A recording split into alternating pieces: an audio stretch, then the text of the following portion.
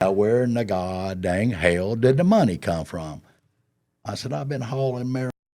What the god dang hell is marijuana, he says. What the hell's wrong with you? Here comes my poor mother out around the corner.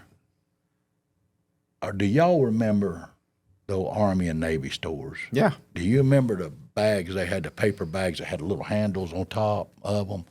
Anyway, she found the money. She had put the money in the bag.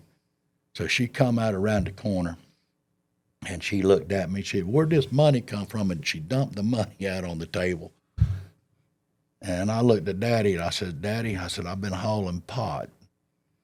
He said, don't start your god dang shit, son. He said, your god dang mama's been hauling pots and pans around this god dang house all her married god dang life. She ain't never made no money like that. And don't try to tell me you're a better fisherman I am, because you're not. Now, where in the god dang hell did the money come from? I said, I've been hauling marijuana. What the god dang hell is marijuana, he says. My mother, she threw her head in her hands. She said, oh, God, Randall, he's on them drugs that's driving them kids crazy. He's going to die or go to prison. Well, half of that was right. And we talked a little bit, and Daddy said, how much is here? I said, Daddy, I said, I don't know, about 70,000.